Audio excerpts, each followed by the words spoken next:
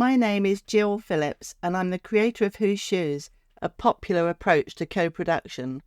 I was named as an HSJ 100 wildcard and want to help give a voice to others, talking about their experiences and ideas. I love chatting with people from all sorts of different perspectives, walking in their shoes. If you are interested in the future of healthcare and like to hear what other people think, or perhaps even contribute at some point, Wildcard Whose Shoes is for you. So welcome to another episode of the Wildcard Whose Shoes podcast. Regular listeners will have heard me talking about how much I've enjoyed the CYP Whose Shoes project we've been doing over the last few years, working with Midlands Partnership NHS Foundation Trust, MPFT. We've been developing new Whose Shoes resources to help people explore and understand what matters to children and families. We've looked at how we can join things up better to provide the care and support that young people need and to help people focus on prevention and early intervention rather than crisis management. Well, we've just won an award for this work and we're thrilled. MPFT is a huge NHS trust and right at the top of the most recent league tables, so it's beyond exciting to be chosen as the winners for our work with children and families. We hope this will encourage other NHS trusts to build on this work and spread the word around the country about the power of genuine co-production in the same way as we have done using Whose Shoes in maternity services. In previous episodes of the podcast, I've spoken to various guests who are part of this work. Passionate MPFT leaders Lise Edwards and Rachel Crook, lived experience partner Yvonne Newbold, and an array of amazing people I've met along the way. Check out the episodes with Stephen Russell, Benedict Simcox, Aurora Thompson, and most recently Amelia Wilkinson. Such wonderful people telling their stories and talking about how they've used their own experiences to help others. Well, in this context, it was inevitable that I would talk to today's fabulous guest, Lindsey Douglas, who has been a leading light of our project. Lindsey is a wonderful mother to her son Grayson, who has very complex needs. She joined our project team with huge enthusiasm, very generously sharing her experience and wonderful advocacy work. So without more ado, I want to introduce you to this amazing woman. Lindsey Douglas, a very warm welcome and thank you so much for joining me today. It will be hard to know how to spend this time together as there is just so much we could talk about, but I'll leave that up to you. Where would you like to start?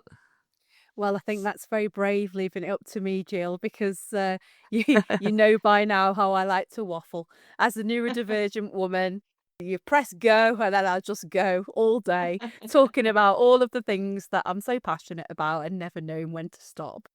Yeah, you and I could talk forever and do. Yes, so absolutely. We're going to be a bit focused, Lindsey. Focus. Yeah, focused. So, what a lovely introduction. Thank you. And it's an absolute honour to be here with you today. I have so much admiration for you as a woman, as a professional, and all of the work that you do. As you said, I sort of joined the Whose Shoes project when it was in full steam and stumbled upon it, really. So I am married to a wonderful autistic man. His name is John. And we have 2 children. So Verona is our eldest and she is 13. And then we have Grayson, who's 11. And Grayson he's autistic. He has a severe learning disability. He has quite complex needs. He's non-speaking. And we have a care package for Grayson so that he has 2-to-1 care during all waking hours. And he attends a highly specialist school setting, a wonderful setting that goes from age 5 up until age 19. So he's very settled there. But unfortunately, he hasn't always been as settled as he is today. So when Grayson was a baby, he seemed like an absolute dream, to be honest. He didn't really cry. He didn't make a fuss if I left the room. He would go to anybody. He would be held by anybody. And he just seemed to take it all in his stride, really.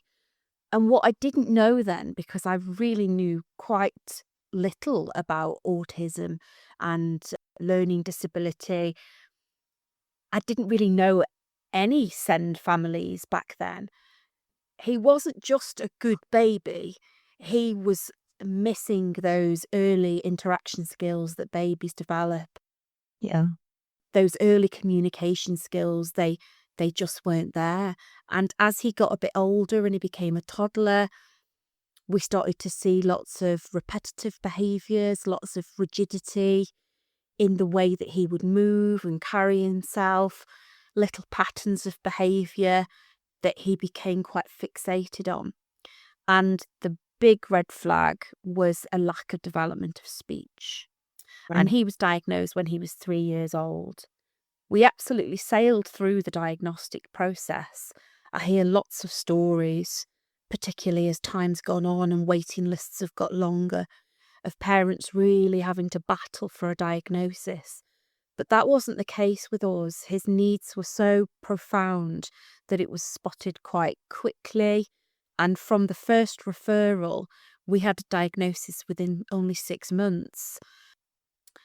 And he was still such a delightful boy, very, very fixated in his own world. He liked to follow his own agenda. We started to see a lot of real sensory processing behaviours start to develop. So Grayson would constantly seek lots of feedback from his environment, lots of stimuli. What does that look like, Lindsay? What kind of things would that be? So Grayson would constantly spin around on the spot. So lots of spinning, lots of tapping and making contact with hard surfaces around him. Right. And he would fixate on one spot of the wall, and he would constantly tap or knock at the wall. He would open the door just ajar and close it again and again and again. Right. But he wasn't really harming anybody. He wasn't really dysregulated in himself when he was a toddler. Yeah. He started off in a mainstream school, and once he had his EHCP, his Education Healthcare Plan, he moved to a specialist setting just after Easter of his reception year in school. And for a couple of years, everything seemed to be going really well with that. He was accessing a highly personalised curriculum. He was supported where he was at. Yeah. He wasn't reading or writing, drawing, and he's 11 and he's still not doing those things. We are still at sort of basic mark making stage. But he was happy and he was safe and he was nurtured. Unfortunately, when he turned 6, he experienced quite a severe regression. And he had a series of tests. He had an MRI and he had some genetic and metabolic tests completed.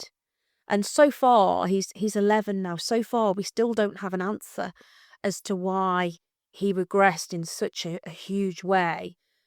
We have had samples taken for trio whole genome sequencing, and we are still awaiting the results for those. So whether something comes from that, I don't know. But unfortunately, when he started to experience this regression, we started to see a lot of behaviours of concern. Grayson would self-injure. He would bite himself in his knees. He would bang his head against hard surfaces. Really, really distressing. And the more this developed, the more difficult it became for his needs to be managed in school. And even though he was in a specialist setting, class sizes were on average 8 with 3 or 4 members of staff, and that became unmanageable for him. So he had to manage to move to a very highly specialist independent school where class sizes average 4 with 4 to 6 members of staff. Every child has a one-to-one, every child in the school. and some have a 2-to-1. So in many classes, there would be more staff than there are children. Yeah. And he's thriving there. But during that period of crisis, as a family, we hit rock bottom. Right. He wasn't just injuring himself, he was lashing out at other people around him. His behaviours were all communication. We know that now. We've learnt so much along the way. Yes. And he was communicating that he was not okay. He was far from okay. And in the absence of verbal speech, he was letting us know in the only way he knew how that he was not okay. And whilst we've never really found a cause for the regression of skills, there was a cause for his distress. And what we found through a series of tests was that he was impacted and he has chronic overflow constipation, which is now managed through daily laxatives. But at that time, we didn't realise that his tummy was troubling him. He had some teeth that needed to come out, and he went on to have dental surgery. And he also had issues with his ears. He was diagnosed with a condition called otitis externa, and he was having recurring ear infections. But he wasn't actually exhibiting physical signs of ear infections. We weren't seeing any discharge, redness around the ear. No. So for the longest time, he must have been suffering with these awful symptoms, and we didn't have that understanding of what he was going through. We weren't able to help troubleshoot how to make things better for him because we didn't know what was wrong. All we knew was that he was in crisis and he was hitting us, biting us, kicking us, punching us. Wow. Daily, and hurting himself, which is worse, which is so much worse. And at that point, I discovered our mutual friend, Yvonne Newbold. Okay, yeah, brilliant. So we were at breaking point, absolutely on our knees as a family. And in one of the online communities that I was part of, Yvonne's online community was brought up, and I was signposted to her resources. And Yvonne had this amazing suite of videos that she'd recorded, video webinars. And I watched all of those, and they really helped us see the reasons behind the behaviours, the unmet needs. And it got us thinking with more curious approach. And rather than thinking, how can I manage this behaviour, we started to explore what's behind this behaviour. Yeah. Because with all of the strategies to manage challenging behaviours of concern, it's about so much more than just managing what you're seeing. There's an unmet need behind that behaviour, and it's so important to work out what that is and to help support your child. Amazing. And I know Yvonne talks about detective work, doesn't she? Absolutely. That you've got to be your child's detective, and you can see that, by being curious. And, Yeah. Poor Grayson was in so much pain, but you're basically seeing how he's displaying that and like, why? Yeah.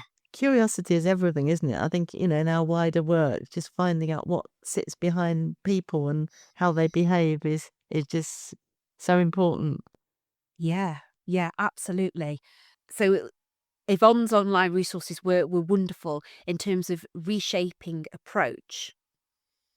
But sadly, we were still struggling. We were adapting our approach, taking on a lot of the learnings from Yvonne's sessions, and we were still really struggling with behaviours at that time.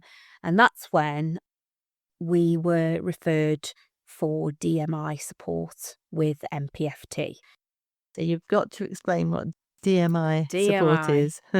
Of course. So DMI stands for de-escalation and management intervention, and it Right. is a approach that is concerned with training families, parent carers in how to support their loved ones in the least restrictive possible way. Yeah. The difference between what Yvonne trains and what DMI offers is Yvonne is producing some absolutely incredible resources that are one to many. And as much as she would absolutely love to go out and work with every single family in a very bespoke way, She would, yeah. she would adore to be able to do that.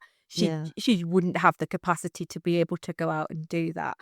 DMI, community DMI, it's very, very bespoke. So we go out and we meet the family, and we look at the unique presentation, the unique challenges within that family, and we work very closely with them and other professionals in their multidisciplinary team to create a bespoke lesson plan. So that's a bit of a spoiler, isn't it? It is a bit of a spoiler because I just gave it away that I went on to join that service, didn't I? Yes, so we had this support with Grayson, and we ended up with a personalised, bespoke lesson plan, if you will, in terms of supporting Grayson with his challenges. And later on, I joined the trust myself, and I trained to become a DMI trainer. And I made that shift from sort of one side of the system to the other, really. I stepped into the system to help other families out of crisis in the way that the service helped my family out of crisis. It's amazing. And I think that's been such a strong theme of a lot of the Who She's work we've done. The kind of dual perspective, or sometimes multi-perspective, obviously fits with the Who Shoes and looking at things from different perspectives. And people have talked about moving to the other side of the fence.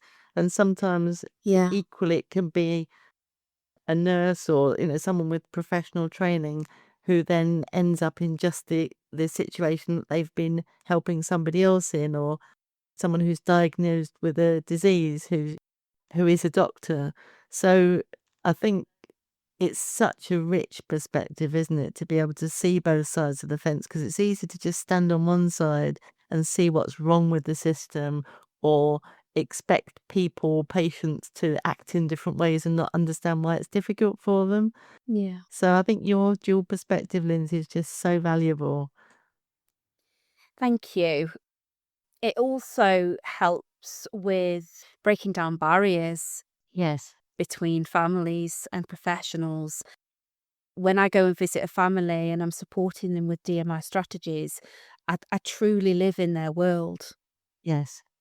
Yes. I experience the challenges, and whilst every child or young person is different and is unique, there is a real sense of camaraderie Yes. when I'm supporting families in DMI, and you can feel the walls come down.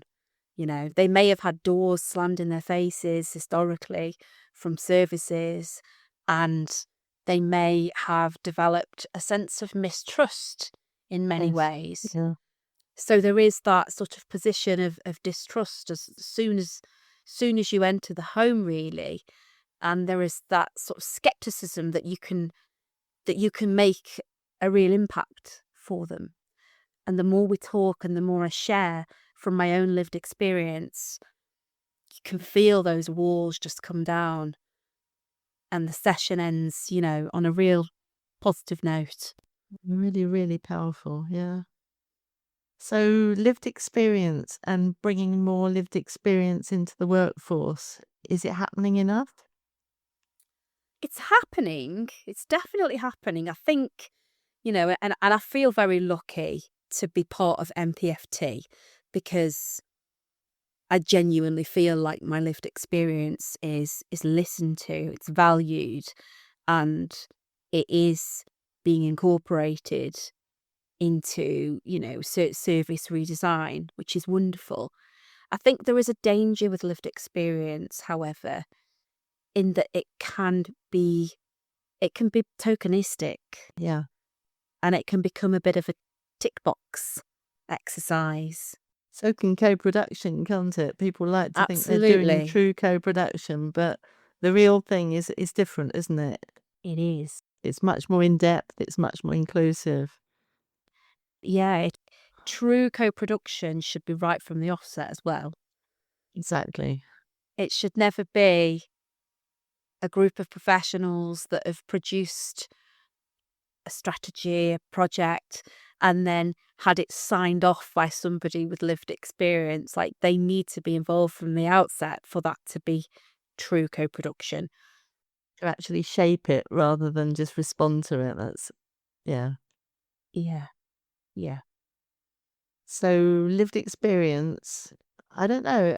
It's 17 years now since I created Who's Shoes, and it was originally around me becoming passionate about more personalized care and things fitting around the person rather than the person having to fit around all the different silo services and so on, and valuing lived experience in terms of how that feels for people and understanding that more.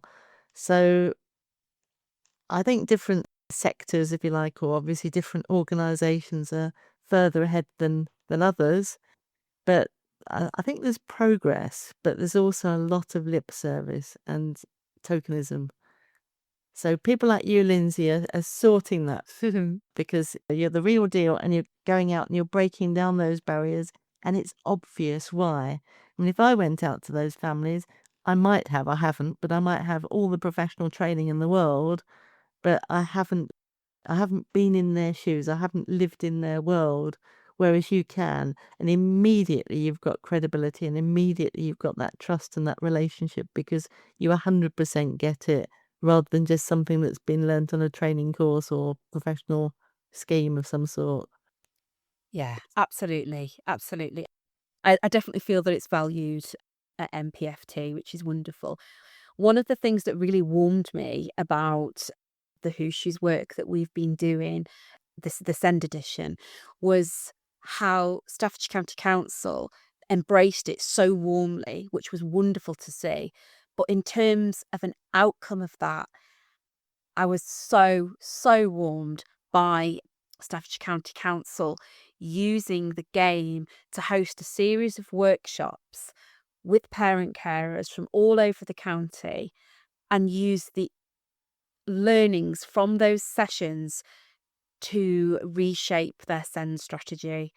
That was such a huge bullseye moment for me in terms of Fantastic. not just valuing the voices that come from the gameplay, but actually using them for something so significant and something that was really needed in the county. And really, it was such an organic thing because I think Staffordshire County Council were already working very much so on their revising their SEND strategy, and this work with MPFT was going along very much alongside it. And I think originally it was a case of they were interested, but perhaps it would be like when the resources were finished, because obviously we've been crowdsourcing and developing the resources. And then we basically put it to them, look, we're developing these resources around all the different aspects of special educational needs, disability, neurodiversity. It's huge. We want to test them and improve them in as many different contexts as possible. And I think Amy Duddy obviously was the amazing person from the Voice Project who sowed the original seed with Staffordshire County Council. But then the conversations that we had with the SEND team, and they were really wanting to get it right. And as you say, it evolved into big events, weren't they, across the county? And with some Yeah. really quite difficult moments in them, which are almost inevitable because they are inevitable because it's such a big service and there's so much difficulty for families in getting the support that they need that it takes a brave leadership team to kind of open the can of worms and find out what people think. And they can't just press a magic button and make it all right. But by listening, really, really listening, I think is the key, they're at least aware of the gap, perhaps between what can be offered and what people actually need, and how organisations need to work together in a multidisciplinary way, genuinely, rather than refer on to somebody else, or schools separate from the NHS, or, oh, well, that's social services, or because that approach just isn't working, is it? The separateness. No, no. And I think the format of Whose Shoes really helps break down those barriers between parent carers and professionals, because the content that's on the game card sparks the conversations, and the conversations that then evolve, they're not in the format of, a parent sort of saying, "You're not doing this for my child and this is going wrong." It's the scenarios on the cards are sparking those conversations, but then the topics that really need to get talked about organically get talked about in a much less confronting way, Yes. Yeah. in a way that doesn't result in conflict flying across tables. It's a respectful way to have a dialogue about the issues faced in the system. Yeah, it's really interesting because I think, some people think of Whose Shoes as, and it obviously does, listening to the people, listening to the patients, listening to the families, to the carers, and so on. But in my view, I mean, I think the reason that I originally, or certainly as it's evolved, created Whose Shoes is, unless the professionals are excited to come to work and to choose to go into that job and to, be the best that they can be at work, then it's not going to work. So I think the lemon light bulb moments, as we call them, when sometimes we had some big ones in Staffordshire with those Staffordshire County Council events, where sometimes the parents realise that it's not a commissioner being really difficult or obstructive. It's because of the system that they work in and that they're people doing their best. And then they come together to see between them, what the most important things are and how they can be achieved. I think that's exciting. It's very needed as well, because in order to build the best outcomes for the children, the children at the heart of this work, and the better relationships can be forged between parents and professionals, the better the outcome is going to be for the children. If everybody's working collaboratively and they have a shared vision, a shared goal, that's going to mean the better result for the child. So the format of Whose Shoes and how it opens up that dialogue in a non-confrontational manner is so important and so valuable for achieving those outcomes.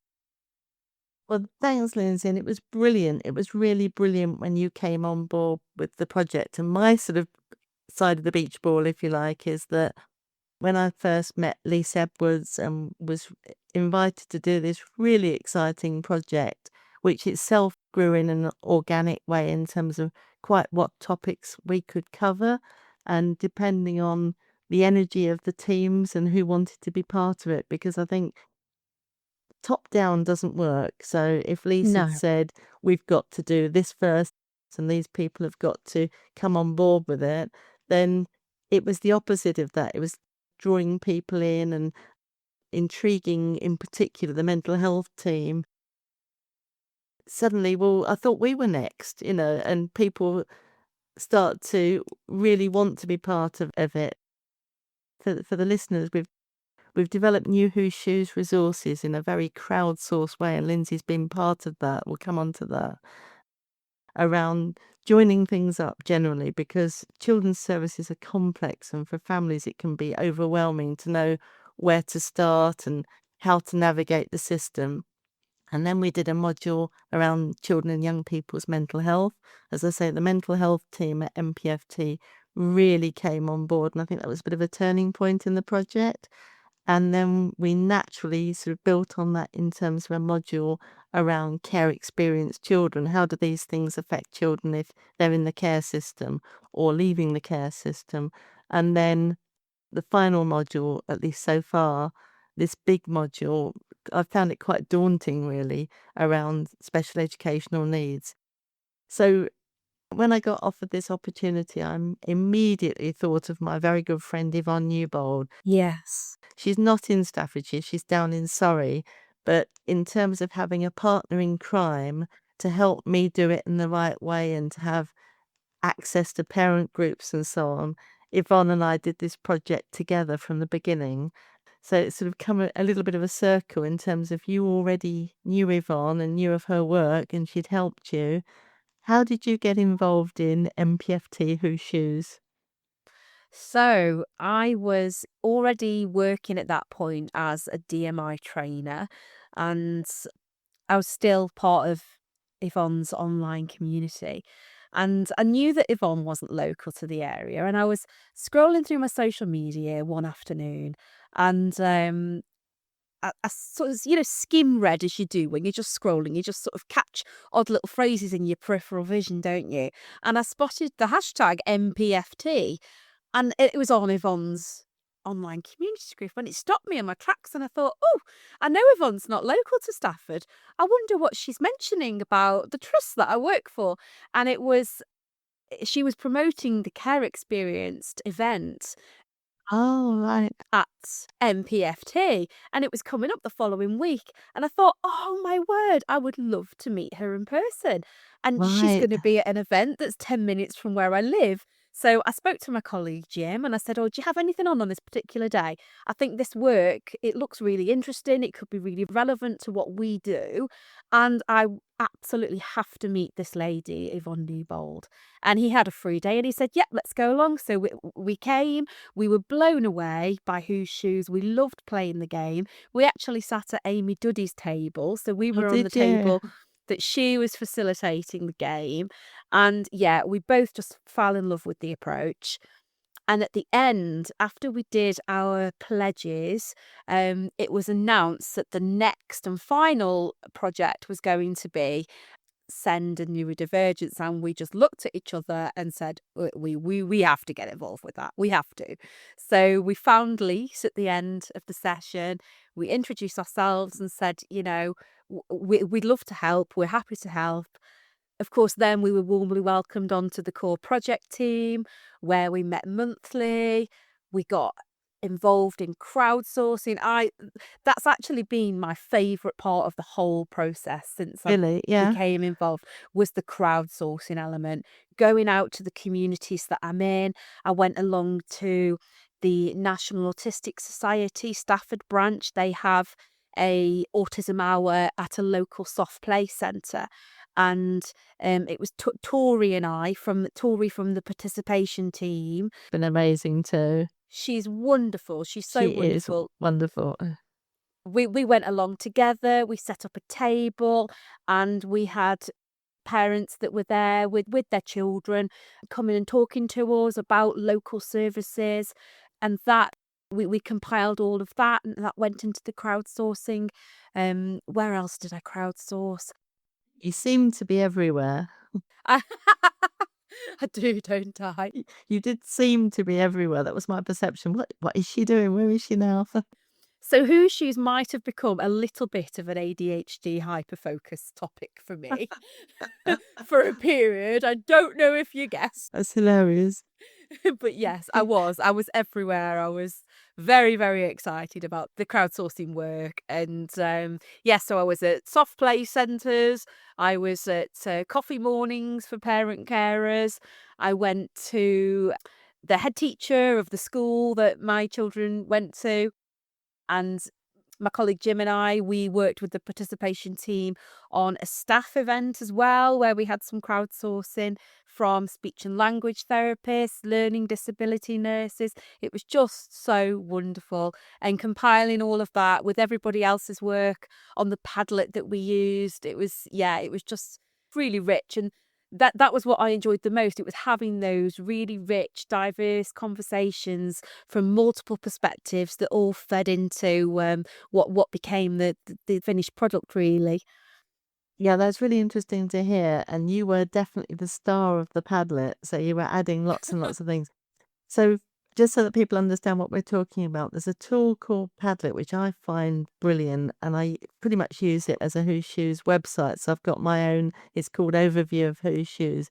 And I just find being able to just quickly drop bits and pieces as they happen, like a little video or a clip or just an announcement or someone sharing photos or whatever it is. It's a great place. Lisa and I call it our squirrel collecting place. So it just brings in nuggets. And in terms of how I kind of crowdsource things for Who's Shoes, I say if it's a link to a mega research project, I probably am not going to use it really. If it's a really vibrant quote from a person, whatever perspective that might be. So that was what was so brilliant about you going out and actually talking to people, to the head teacher, to the parents, to all the various people, the staff that you spoke to, and collecting kind of nuggets of I don't know, just ideas, comments, what's going right in particular. I'm actually going along on Friday in Birmingham to the Learning from Excellence conference, which I'm very excited about and I haven't been to before. But I do think that finding people who are doing things that work is a much more exciting way of approaching things than moaning constantly Yeah. about all the things that are wrong, because it uplifts people and it gives them ideas that they can share. And the whole project, really, I think we've ended up with 300 new scenarios and 50 poems, or just under 50 poems, I think it is. And it's interesting in terms of how bespoke things should be, because I know Nicola now from the Youth Justice team is talking about perhaps just doing an extra little module about youth justice, and I think it will really, really work. But I'd like to think that there'll be a wealth of quite relevant scenarios from what we've already done, because at the end of the day, it's all about people and listening and treating people with respect and looking, as you've said so eloquently, Lindsey, for the reasons behind the behaviour rather than just this is what's happening, how do we deal with it, how do we manage it? Yeah, absolutely. So that will be interesting to explore, yeah, perhaps next year. Yeah, I think you've been really, really busy and you definitely deserve a well-earned rest. Yeah, we'll see. So, absolutely extraordinary, and, you know, some of these people we've mentioned along the way, Tori from the mental health participation team, I just love the initiative people have got. They're so passionate and enthusiastic, and I know she's designed and sort of run past me, and obviously like working together in terms of it being my business really, Who's Shoes, the potential of lesson plans in schools around mental health actually to use with different ages of children, and Tori is a teacher by background, so that's really exciting. Yes. You know, the way that she's developed them and the insight and the knowledge that she's got. And then other people are talking about perhaps using Who's Shoes with leadership groups in schools Yes. to get them thinking more about what might be going on for the children. And I mean, I know we've got some spin-off work that we've done in the past with Kath Evans, particularly around young carers. And obviously your daughter, you know, how does it feel to be in a family where a sibling's got such complex needs? And your daughter just sounds like a superstar. I've seen some of the things that you've posted on just occasionally on social media. Yeah. And I'm sure she'll end up the most amazing adult with the richness of what your family's brought to her. Thank you. She is remarkable. And I appreciate my bias in that. But bias aside, she is a very, very resilient young lady.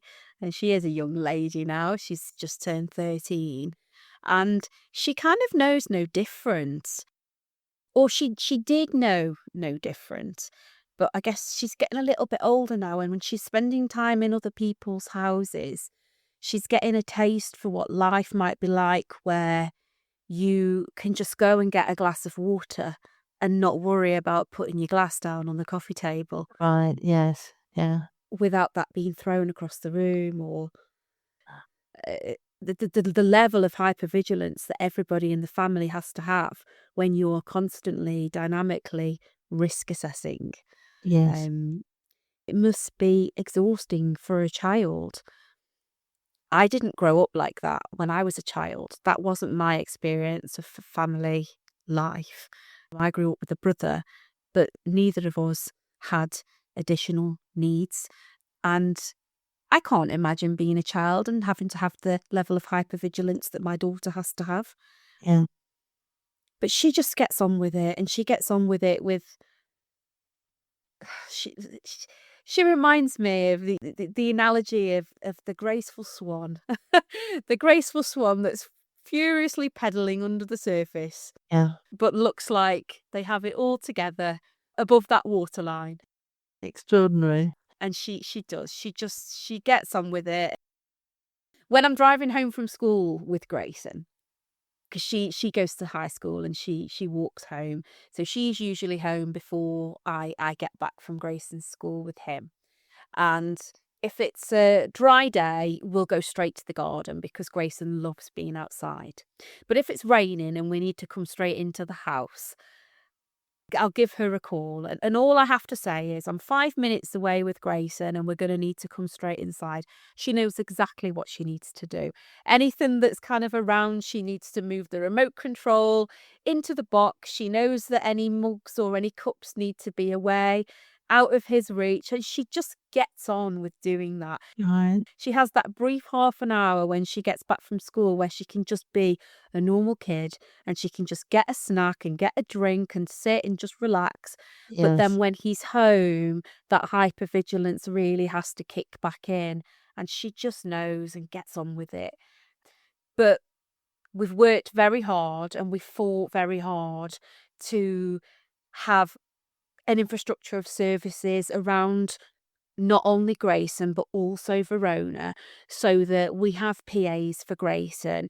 He does go to an overnight short breaks centre once a month for 2 nights, and we absolutely use that time to pour everything into Verona because for 2 days a month, he's away at his sleepover. We call it his sleepover, and he loves going, but that's her time then for her to say, actually, Mum, Dad, I'd like to go bowling because we can never go bowling. No.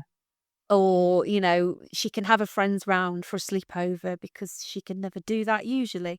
So that's really important. But yeah, it's the work around young carers is so valuable because they really are the unsung heroes of the whole piece. Siblings.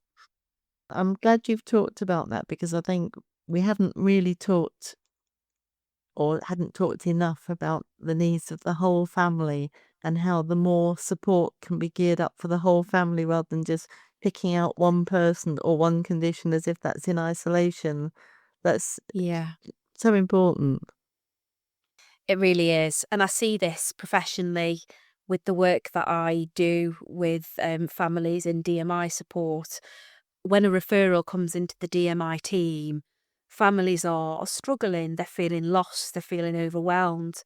And a burnt out mum or a burnt out dad is not going to be at their level best position Yeah, yeah, to support their child. I come across parent carers every day who absolutely adore their children, but they're exhausted. yes, because they are. They're fighting so many battles Yeah. and they just want the best for their children. They want the best quality of life possible for their children. But there are so many barriers and so many battles to fight. And that's where working with Yvonne, I've learned so much. And she talks about the ninja parents and blame and shame and people, all of us, perhaps society, see an episode of behaviour or see something that really we don't understand, but how easy it is to judge other people rather than knowing what's going on in your lives. And thanks for sharing, Lindsey, so generously. I think things like that kind of cameo really of Verona at home and the glasses and just the day-to-day things.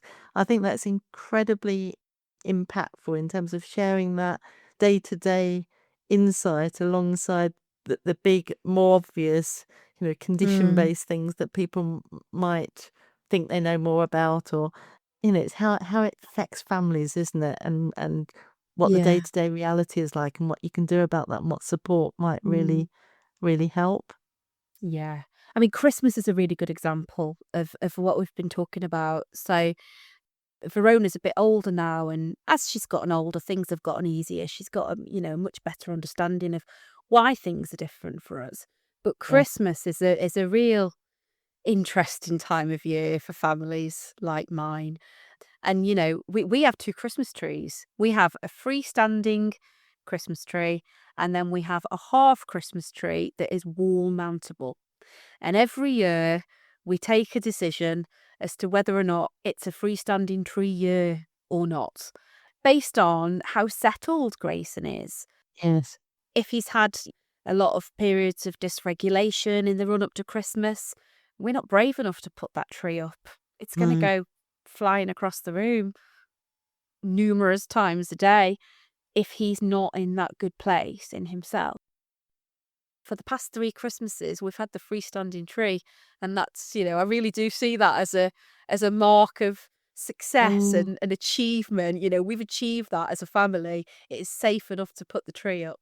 But there have been years where it's not been safe to have a Christmas tree up, and Christmas is a very overstimulating, overwhelming day yes. for Yeah. him when he just wants, family members will say, what would Grayson like for Christmas? What Grayson would like for Christmas is for it to be the same as every other day, because there is safety in the consistency of the day's activities for him and sticking to routine. But that's really hard on Verona because she's also a child and she wants the magic of Christmas. So striking that balance in the family is no mean feat. Yes. Christmas, I think, is a tricky time for lots of families and children with different needs, but when they're so different. I think what you've said there about the tree and the choice of Christmas tree, just so symbolic. And I'd just like to say congratulations for getting things into a place where consistently you're able to choose that tree, because that must be just huge. Must be Yeah, amazing. it really is. It's all of the excitement of putting up your tree, but then it's stopping and reflecting and thinking, another year goes by and another year it's safe to put this tree up in the room Yeah. and not have that wall-mounted half tree that's Yeah. hung high above his reach. And I do regard it as an I can, achievement. I can see that. Yeah. So Yeah. it just adds to the Christmas magic. But then the Christmas magic, it looks very different, looks really different in our house. So I like to say that every year we've learned something to make it a little bit better than we did the previous year. And it's really been a journey. So we started off when Grayson was really little and everything was traditional and it was all in accordance with social norms. And it was just awful for him. He was Right. so overwhelmed. He didn't like lots of presents being around him because they're all unfamiliar objects in his space. And that was really unsettling for him. He didn't like the presents being wrapped because he didn't know what they were. Couldn't, Right. it was just this mysterious thing. So we transitioned over the years. And I think for the first couple of years, we thought, okay, these are too many presents. You feel the pressure, the social pressure to have big piles of presents on Yes. Christmas Yes. morning. And we thought, no, okay, let's remove that pressure and let's reduce the present pile. So we did that. And we would still find that Christmas Day was quite dysregulated. And so we decided, okay, next year, we're not going to wrap them. So Okay. we did that the following year. And then every year we've done something that's made it a little bit more peaceful than the previous year. And now what we do is there are very few presents. He's not presented with any of his presents. We have a little sensory basket. His few little presents go in the basket and they just stay in the corner of the room and he can just explore them on his terms. And I think with Christmas and neurodivergence, we prioritise peace over tradition. And that takes some confidence, doesn't it, as a family? It And, really, yeah, it yeah, really does. yeah, the social pressure, the social norms. Yeah. And it's also saying to extended family that we're shutting our door and we are hunkering down over Christmas. We're not, you're not welcome to come round with the best will in the world and with all of the love that we have for you. This is his safe space and our door is shut over Christmas. And it's having the confidence to do that, and the assertiveness to think, no, we have to put our little family first.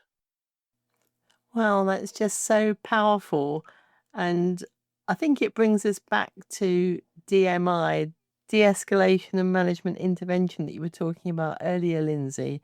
And I can see you putting those techniques into practice powerfully in your own home. I'm just thinking, I'm sure there are further practical examples where anyone who's perhaps struggling themselves at the moment might be able to learn some tips. So if it's okay, can we return to DMI just briefly, and perhaps you tell us a little bit more about it? Sure. So DMI is a model that is used across the trust at MPFT. It was developed in-house, and it is a model for supporting patients with learning disabilities and or mental health conditions who present with behaviours of concern. So the fundamentals of DMI is in de-escalation. It's the first part of the acronym. It's the de-escalation. So what we focus on primarily is working out essentially people's needs.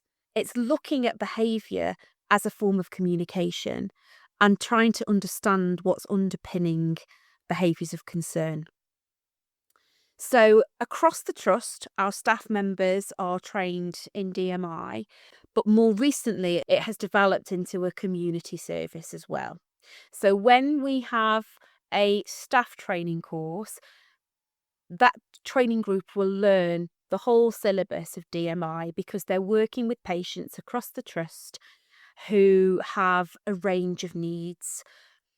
Nobody was offering this kind of training to parent carers. And parent carers, we really are on the front line of managing risks in the family home and out in the community. Absolutely. So, for example, I'll send my son to school and he goes to a specialist school, and the staff there are all trained in managing behaviours of concern. Yeah. They're trained in de-escalation. They're trained in breakaways, disengagements, so that, for example, if a child that they have in class pulls the hair, they're taught how to break away from that in the safest, least restrictive way. But parent carers are at home doing the best they can with what they know. Yes. And this support was not available to them. Yvonne's resources were available to parent carers, and that's amazing. And so much of what we cover in the de-escalation side of DMI is covered. You find a lot of similarities in what's in Yvonne's resources. But if you're at home looking after your child who has a severe learning disability, who's autistic, who's in meltdown, they're in sensory overload, and they start to physically attack you, you're well beyond the point of non-physical de-escalation. And you really need to support your child to make that environment more safe for you, for them, for siblings. This was the environment that I was living in with my family before I joined the trust. So when my DMI referral went in to come and support us with these behaviours, the primary challenge that we were having at that time was with biting. So Grayson was biting himself, but he was biting other people as well.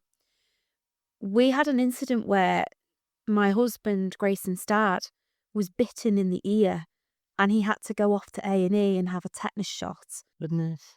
And he had to have his ear glued. Parents, families are living in this environment up and down the country, and there was no training of this kind for them. So MPFT started a community of DMI. And the difference between what they were doing with staff training was that it was very person-centred, very bespoke. So we'll go out to a family, and first of all, the first thing that we focus on is we look at what a good day looks like for the child, young person. and we want to gain an understanding of what their positive baseline looks like. Who's around? What are they doing? How are they communicating? Are they listening to music? Do they like quiet? Do they like being outside? Or do they like being at home with their creature comforts all around them? So we work out what good looks like. So that when we first start looking at de-escalation strategies, we've got that toolkit, if you will, Yeah. that grab bag of good fresh in our minds. And that comes in really handy when a child or young person starts to move away from their positive baseline and they start showing early signs of dysregulation. Because very quickly you can think, for example, okay, I know my child is happiest when they're in the garden. I'm starting to see some early signs of dysregulation. Let's quickly get coats on, get outside in the garden and see if we can get back to that positive place.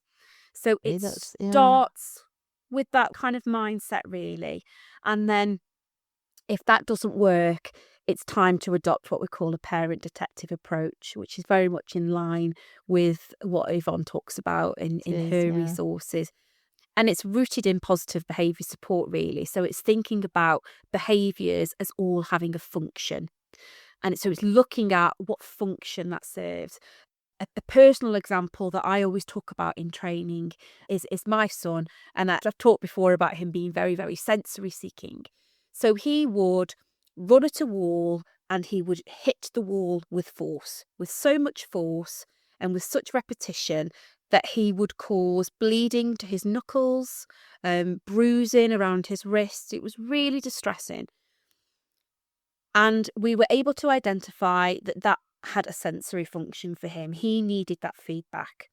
So what we started to do is I bought one of those sparring mitts that are used in boxing. And it velcros to the back of my hand. And as soon as Grayson would start moving towards the wall and he would start hitting at the wall, I would strap that to the back of my hand and I would offer that to him. And I would start modelling myself. I would hit into the sparring pad so that he could see this is an alternative. It meets the same need for you, but it's a safer way of doing it. And gradually, over time, I could successfully redirect him to the sparring mitt instead of the wall. So clever and so practical. Yeah, and sometimes the redirection strategies are so simple and they make such sense. But the key is identifying the function that the behaviour serves. Because if we were to just say, I need you to stop doing that, the need doesn't go anywhere. You've stopped the behaviour, but they still have that need. They still need to have that function met for them. It's, incredible. And if you stop them from meeting that need in one way, then they're just going to find other ways to meet that same need. And the new way might be even more harmful than what they were doing in the first place. So to find a safe method of achieving that same need. Absolutely. What I love about it, Lindsay, is it's simple, isn't it? It's because people think, I'm at my wit's end. I don't know what to do. And I mean, obviously these things are very complex and it's not going to be magically right overnight, but as a kind of thinking tool to understand the behaviour and find out why, and then, as you've described it, an actual need and how you can meet that need rather than focus on the behaviour itself and stopping it because it's dangerous or, Oh, thank you so much for telling us. And another thing that we focus on within training as well is really looking at what could be behind the behaviour that has nothing to do with neurodivergence. Yes, like a sore ear. Yes, absolutely Yes. that. So there is so much diagnostic overshadowing where everything is looked at through the lens of the neurodivergence. Whereas in the case of my son, Grayson, what was driving a lot of his behaviours was physical pain. Yes. And where there are limitations with verbal language, that can be overlooked. An episode of behaviour might be absolutely nothing to do with the SEND needs, but the child might just have a stomachache or a headache. They might have had a nightmare that scared them and they can't tell you that. So it's coming out in behaviour. So it's really ruling out the physical and tangible needs. So yeah, Okay. thanks. I mean, that's such a valuable Okie dokie. addition because I mean, I've learned so much from it. I mean, I've heard you talking a bit before about what you do. I think the examples are just so insightful. You know, for me, examples always bring it alive, don't Yeah, they? yeah, Rather than just hearing a theory of an approach or something. So, yeah. wow, it's been an amazing conversation, Lindsay. I knew we'd just end up just chatting and exploring all sorts of super interesting things. And as I say, I couldn't thank you more for your generosity in sharing what you've learned and what your experiences are. What final either lemon light bulbs or messages would you have for anybody listening? I would say that if you're in a position where you are hiring for roles within the SEND and neurodivergent space, hire the parent carer, hire the adult sibling, hire the people with genuine, authentic, lived experience because you can learn so much from them. Brilliant. So let's hope that that's the case and that this has made some more ripples, because I love ripples in terms of Yep. this journey that we're all on. So thank you very much, Lindsay Douglas. Wishing you well, and thank you so much. Thank you for having me, Jill. It's been a pleasure. Thank you so much for listening. If you enjoyed this episode, it would be fantastic if you would leave a review and a rating, as well as recommending the Wildcard Hoosiers podcast series to anyone who you think might find it interesting. And please subscribe. That way you get to hear when new episodes are available. I have lots more wonderful podcast guests in the pipeline. And don't forget to explore and share previous episodes. So many conversations with amazing people who are courageously sharing their stories and experiences across a very wide range of topics. I tweet as Whose Shoes. Thank you for being on this journey with me, and let's hope that together we can make a difference. See you next time.